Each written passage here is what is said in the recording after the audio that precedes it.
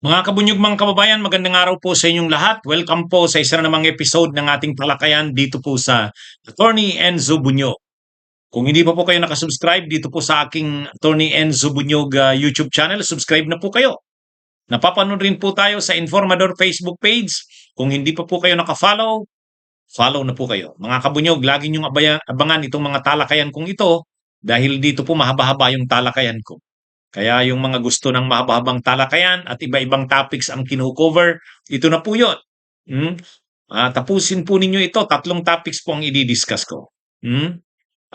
Una, muntik na raw suntukin si Libeste ng mga kapwa niya kongresista. Yan mga kabunyog ha. Si Leandro Libeste, yung anak ni Loren Ligarda. Muntik na raw suntukin. Ha?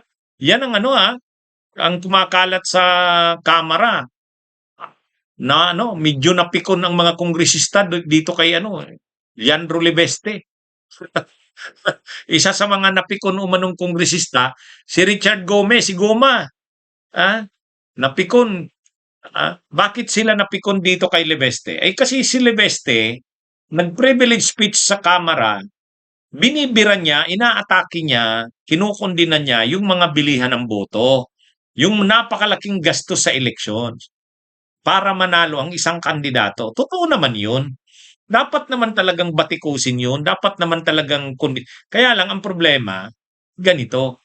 Ang tanong nga sa kanya kay Leandro Libeste ni Congressman J.J. Suarez ng Quezon, ikaw ba, ah, Congressman Libeste, ilan ba ang nagastos mo sa eleksyon? ah? Ilan ba yung nagastos mo sa eleksyon? Oh.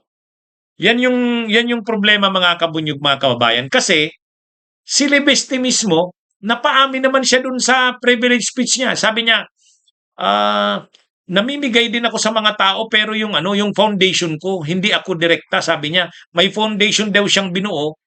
Ayun, linagyan niya daw ng 6 billion yata 'yon. Yun daw yung namimigay ng mga tulong sa tao. Ganun pa rin 'yun eh. Ganun pa rin 'yun. Dinaan mo lang sa mga foundation pero namigay ka pa rin ng mga ayuda at mga pera sa tao. Sa katunayan, nahuli nga ito si Libeste na namimigay ng pera, na videohan. Ngayon, nirereklamo na siya sa COMELEC. Iniimbestigahan na ngayon. Kailan ba siya namigay ng pera na yun? Yun. Kaya, doon napipikon sa kanya yung mga kongresista eh. Parang anong kay mo? Anong karapatan mo na magsasalita tungkol sa dapat hindi dapat gumagastos ng malaki sa eleksyon? Ay siya nga mismo ang laki rin ng ginastos niya sa eleksyon. Parang wala kang karapatan, wala kang kay. Totoo, mali yung grabing gastos sa eleksyon, mali yung lalo na yung pamimili ng mga boto. Siyempre mali yun. Kaya lang, sino ba si Leandro Lebeste para magsalita niya? Na mapera siya, mapera yung pamilya niya, yung angkan niya. May sarili siyang negosyo. Kaya niyang gumastos sa eleksyon at gumagastos siya. Ngayon, bakit kinakalaban niya yung mga kapwa niya kongresista din napipikon sa kanya ngayon? Parang, anong kay mo? Anong kay mo na pagsabihan kami tungkol sa bagay na yan? Yan ang problema ni Leandro Libeste. Wala siyang kay. Kaya medyo pikon sa kanya yung mga kongresista. Gusto siyang suntukin.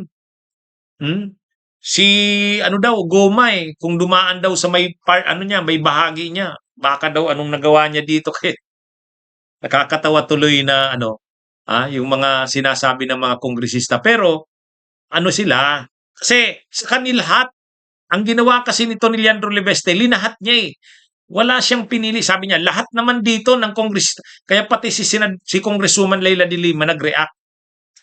Si Congresswoman Leila de Lima nag-react din. Sabi niya, wag mo akong akusahan ng namili ng boto. Hindi ako namimili ng boto.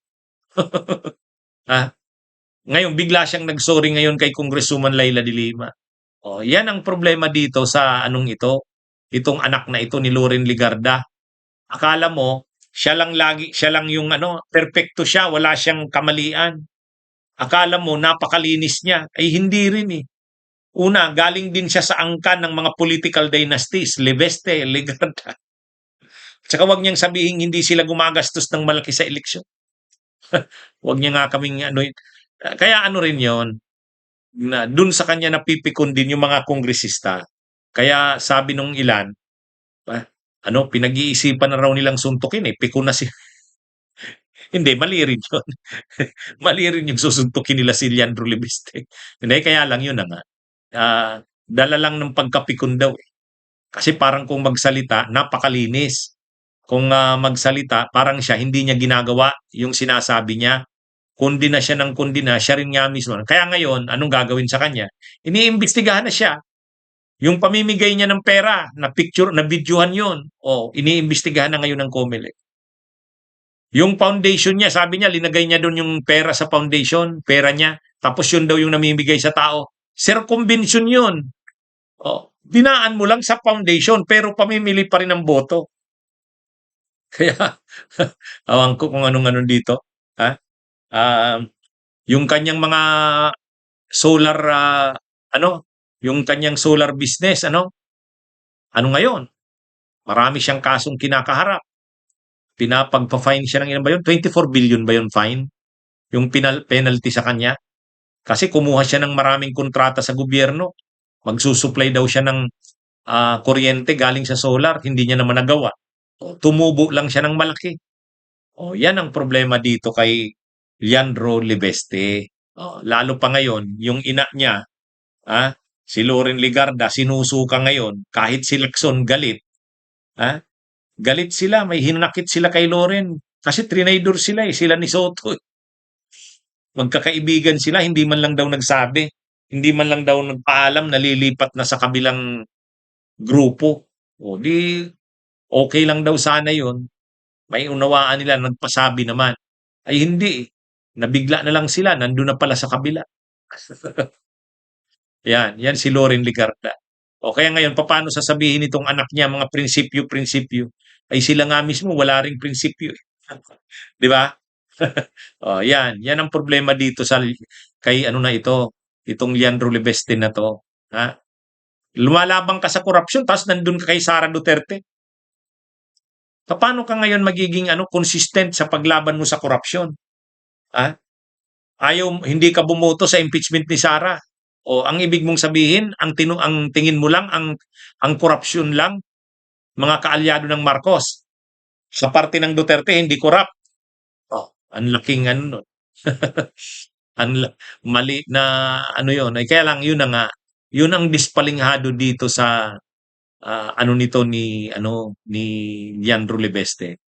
Anyway, ito mga kabunyog, grabe naman tong Meralco na to. Grabe naman tong Meralco na ito, mga kabunyog, mga kababayan. Ay, imagine ninyo imagine ninyo, grabe na nga ang hirap ng ating mga kababayan sa mahal na singil ng kuryente ng Meralco. So ngayon, gumagawa ng paraan ng ating mga kababayan kung ano-anong paraan din ang ginagawa. Ang isang paraan, yung naglalagay sila ng mga solar panels sa kanilang mga bubong, sa kanilang mga bahay. Nakaka-generate din yun ng kuryente. Mahal din ang pagkakabit nun. Pero kahit papano, siguro nakakatipid ang ilang nagkakabit. So, naglagay sila ng mga solar panels. Kumbaga kuryente, yun, solar energy. Ano yan? May nabibili ng mga gamit, i-install mo lang sa taas ng bubong mo, mag-generate na ng kuryente. Totoo, hindi na yun bibili sa Meralco. Direkta na dun sa bahay mo ang nun. Ang nag-generate na power ng mga solar panels, susuplayan na ng kuryente ang bahay mo.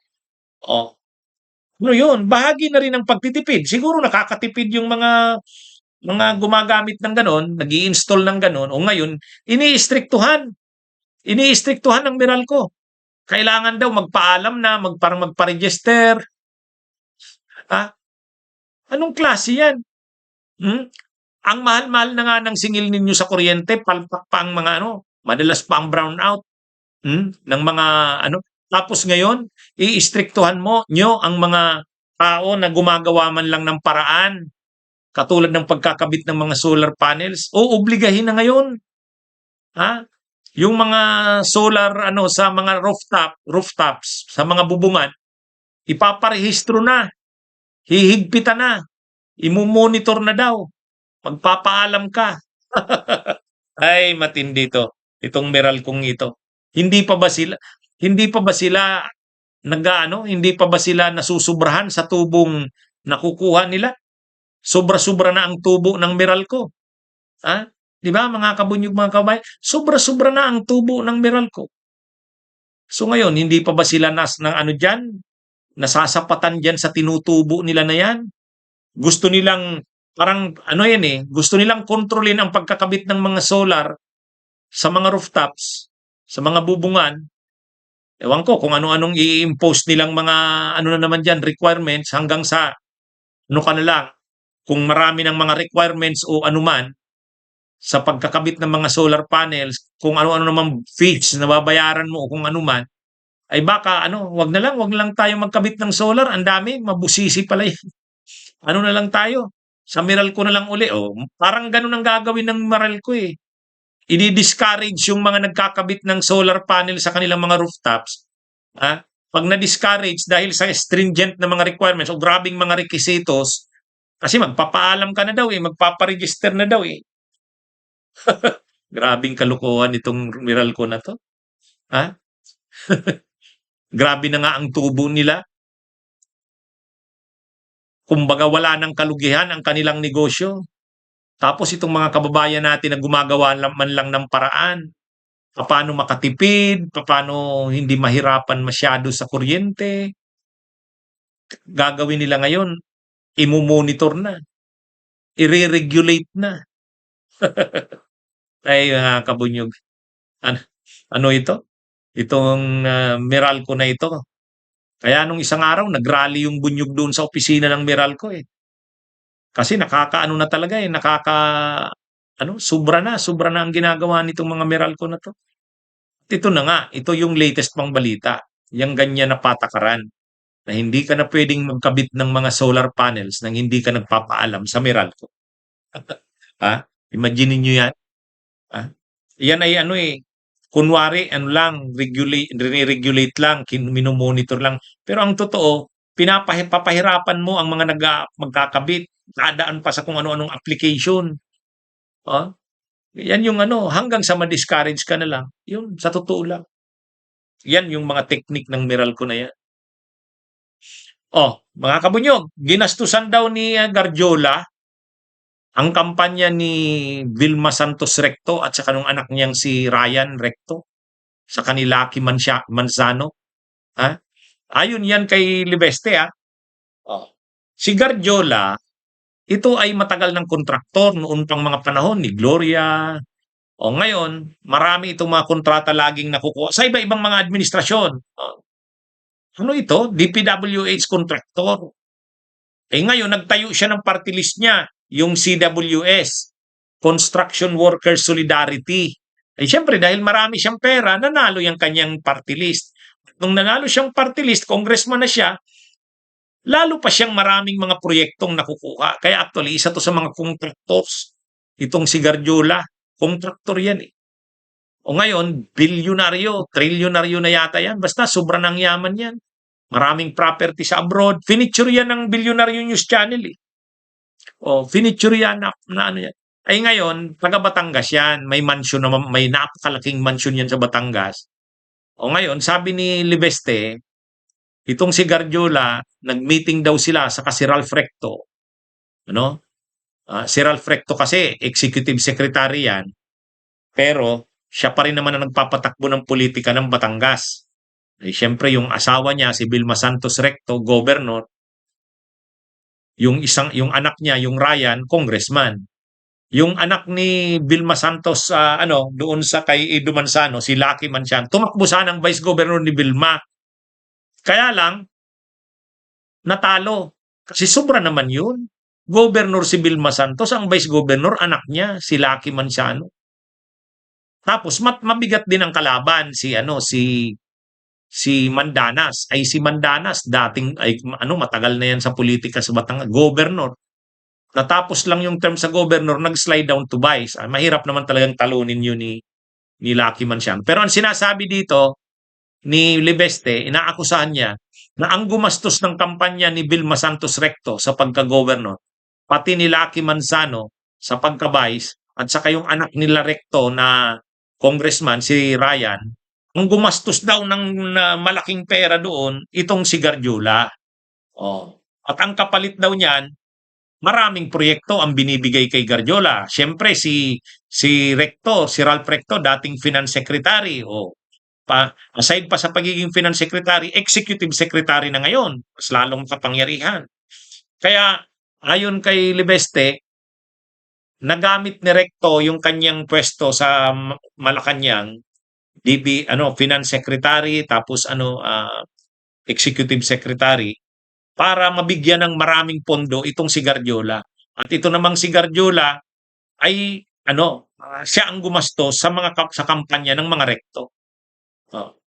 Kumbaga yung kampanya ni Vilma Santos Recto sa gobernador, yung gastos noon, saka yung anak niyang si Lucky Mansiang, pati itong Ryan na congressman. O kaya lang siyempre dinideny ni Ralph Recto. Sabi niya, liar. Sinungaling yan si Libeste. Nag-privilege speech din yung anak ni Ralph Recto at saka ni Vilma Santos Recto, yung si Ryan. Binibira din itong si Libeste. Ang kasi ng congressman, yan ang bintahin ng congressman eh. Kapag nag-privilege speech ka o nagsalita ka sa kongreso, hindi ka pwedeng kasuhan ng libel. Kaya kahit walang mga ebidensya yung sinasabi mo, privilege yun. Kumbaga, hindi ka pwedeng kasuhan sa mga habang nagsasalita ka sa kongreso, kahit anong sabihin mo. Kahit fake news yun, kahit libelous yung sinasabi mo, ano pa rin. O yan yung problema ng diyan kay Libeste. Ay ang sinasabi kasi ni Libeste, siya daw inalok daw siya ni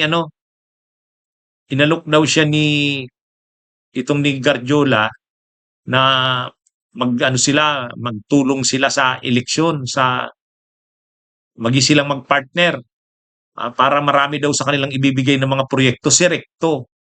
Yun yung sinasabi ni Libeste. Kaya ito daw si Garjola, kapartner daw yan ni Recto. Anyway, galit si Ralph Recto sa kanya, tinawag siyang liar. Yan, umiinit ang labanan ng Recto at Libeste ngayon sa Batangas eh. Okay, mga kabudyo, mga kabayan, magandang araw sa inyo.